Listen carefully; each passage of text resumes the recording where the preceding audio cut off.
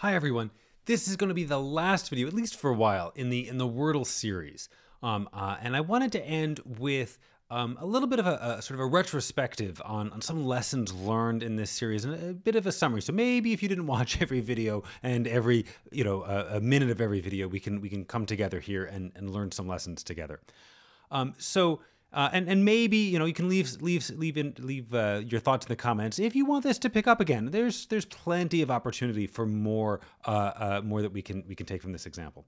So probably the first thing that I wanted to say is it's good to think before you code. So if you watch the series, you would have seen that there was a number of videos where quite some time, probably several hours, were spent building up a complex solution to a problem that it turned out we didn't need to solve.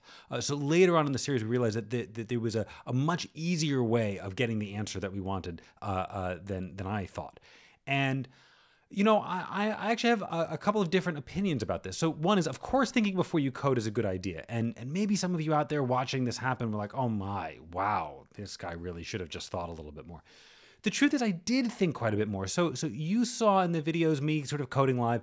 Most of the time, I spent quite a bit of time before the live coding on video, figuring out what algorithm I was going to use, what approach I was going to use. And I started this series because I was excited about the problem and I had a lot of ideas of how to solve it. Turns out that some of those ideas were wrong. And, so maybe more thinking would have been better early on. But actually, all of my experience in programming tells me that probably wouldn't have been the answer. In that it's a very common experience that at the end of a project, that's when I figure out how to have done the project. Each programming exercise is a little bit unique. And so the only way to know how to do it is to try, and then you discover at the end the right way to have begun. And this is no different. So yes, maybe some more forethought would have been good. It sort of feels that way, but actually all of my experience tells me that probably, something else would have gone wrong. And it's by doing that we learn how to do it. Another thing is that collaboration is key. So that's not something that I have really demonstrated in this video series or with these videos at all. It's something that I have in the back of my head that, gee, wouldn't it be fun to get some other people involved here? Some of it is I don't know the best way sort of technologically to do that. What I mean by collaborate is that on my very first video, I put out sort of my overarching algorithm for this. And then it was a comment from contributor Roger Ballard saying, actually, if we do partition instead of this other algorithm that I thought of, that's going to be much better. And it indeed is much better. Maybe I would have come up with that, but actually I don't think I would have without that other comment. So that's really good. And my experience elsewhere just further encourages me to think about collaboration. When I'm working on a big project with lots of collaborators, that's when the best ideas come out. And so it definitely takes more effort to collaborate with other people than just to sit alone and think big thoughts, but the effort really pays itself back. So working collaboratively is key. Another takeaway, and maybe everyone already knows this, I certainly did beforehand, but I'm always surprised by it. Coding is harder than you expect it to be. I originally sat down, this was not going to be a series. This was going to be one video. And I sat down thinking, oh, this is going to be a longer video. Maybe it'll take an hour. Well, that video was over 2 hours long. And then at the end of it, I realized that some key combination that I pressed very early on stopped the video. And so that recording of that 2 hour video was lost. And so at first I was very upset, but then actually I realized that there was an opportunity here to make sort of a proper series. And then at that point I thought, okay, so I condensed this a little bit to it. Maybe it'll be a 3-hour series chopped up into videos. Well, it turned out quite a bit longer than that, didn't it? And so that, I wouldn't have guessed that from the beginning, but then just about every time I sit down for a coding project, it turns out to be quite a bit harder than I was expecting. Maybe this is, maybe I should have learned by now, but I still haven't quite learned that lesson somehow. Another lesson that we saw a number of times throughout this series is how important abstraction is. So what do I mean by that? Well, we started out with some data structures. All of our words were just represented by vectors of characters. But then we had to take over from a vector of character, and then we needed to make a new type around that so we could define custom instances for custom printing. And then actually we discovered that no, that's not even very good. We don't want a vector of characters. We want this map representation. And that turned out to be much easier to work with and quite a bit faster. So that turned out to be quite important.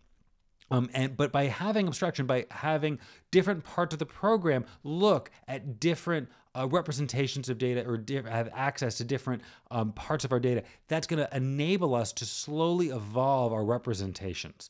And that turned out to be key. And then actually in our performance tuning that we saw in, I guess, 2 videos ago at this point, the key there was actually to make a class, to make a function return type more abstract so that we could customize it. Either we want all of the information, we want the words in these partitions, or we just want the lengths of the partitions. That's enough. And by adding a layer of abstraction, we were able to get that. So that was another trend that we saw throughout these videos.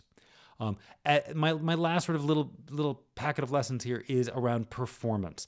So these a couple of videos have some performance tuning. There's actually a lot more to do here. One in particular that I was originally thinking of doing was to change the representation, instead of using a map to a set of locations, to have something that could be maybe packed into a bit field, thinking that would be faster. I bet that would be faster. Maybe we'll return to that. If you're really keen on that, you can write so in the comments. But when we're doing performance tuning, it's really, really super duper important to keep good records. I demonstrated that a little bit here.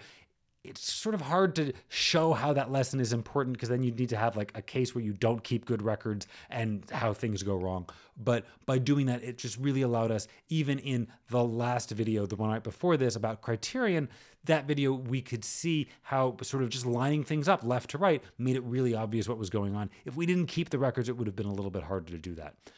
So definitely keep those records. Commit hashes are really useful when doing that, because then you can really go back and repeat a measurement. And if you can't repeat a measurement, then did it really happen? I don't know, right? It's very important to be able to do that. So those are some lessons. There's still lots more to be done. So I mentioned that there's a lot more performance tuning that we could do here. We saw in the criterion video that just adding some bangs made things a little bit faster, but it did so on the micro benchmark. Does it make any big difference overall? Does it reduce allocations? We didn't measure those, so I'm not sure. Maybe it did, maybe it didn't. So there's performance stuff. Another thing is are there more ways to use types? There's a lot of these. There's a lot of invariants.